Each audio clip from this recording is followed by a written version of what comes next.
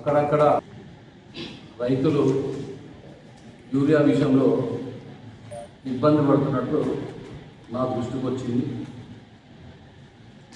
ప్రజలందరూ కూడా గమనించాలి. ఇక్కడ కూడా తెలంగాణలో ముఖ్యంగా నిజామాబాద్ జిల్లాలో ఎక్కడ కూడా యూరియా కొరత లేదు. అగ్రికల్చర్ డిపార్ట్మెంట్ ఆధ్వర్యంలో 9,000 టన్నులు, మార్కెట్ మరి వారి ఆధ్వర్యంలో 4,000 టన్నుల యూరియా నిజామాబాద్లో మన గోడౌన్లలో స్టాక్ ఉంది. ఇక్కడ ప్రజలందరూ కూడా గమనించాలా. అగ్రికల్చర్ డిపార్ట్మెంట్ అయినా మార్కెట్ అయినా తయారీదారుల దగ్గర కొనుక్కొని వచ్చి జిల్లా నుంచి మన సొసైటీలకు సరఫరా జరుగుతుంది. సొసైటీ వారు అమ్మి ఆ డబ్బులను మార్కెట్కు చెల్లించాలి. కానీ గత 10 ఏళ్ల ఆయంలో ముఖ్యంగా టీఆర్ఎస్ ప్రభుత్వంలో ప్రశాంత్ రెడ్డి గారి నాయకత్వంలో ఆ రోజు ఉన్నటువంటి సొసైటీ చైర్మన్ అందరూ కూడా వారి చేతివాటను ప్రదర్శిస్తూ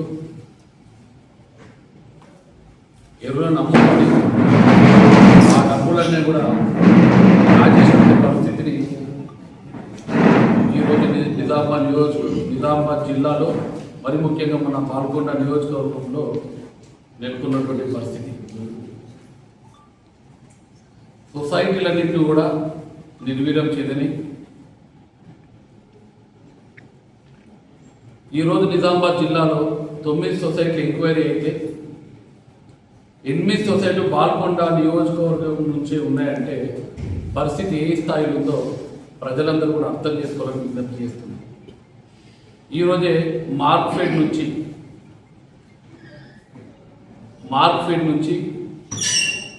లిస్టు తెప్పేయడం జరిగింది. ఏ సొసైటీ మార్కెట్కు ఎంత బకాయి పడ్డదో ఈ లిస్టులో ఉంటుంది. లిస్టు మీ అందరూ కూడా ఇస్తా.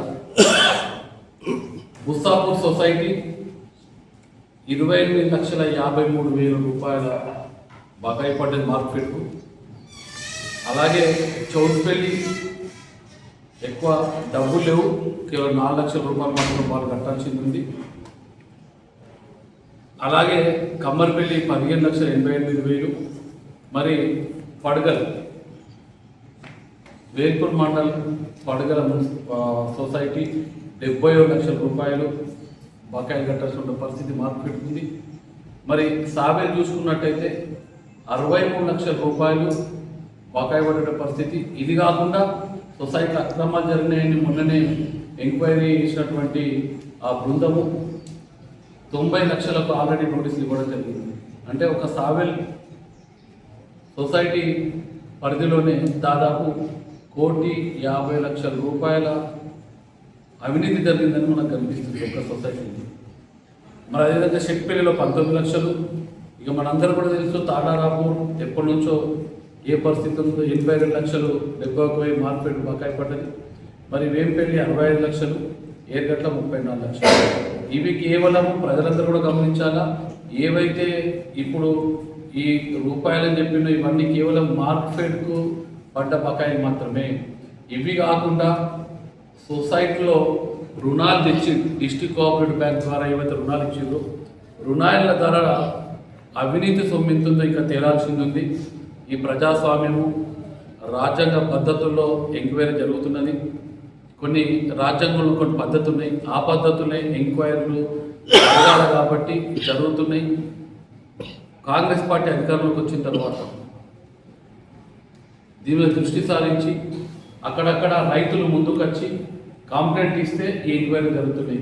ఈ ఎంక్వైరీలో కాంగ్రెస్ పార్టీ ఇచ్చినటువంటి ఎంక్వైరీ కాదు.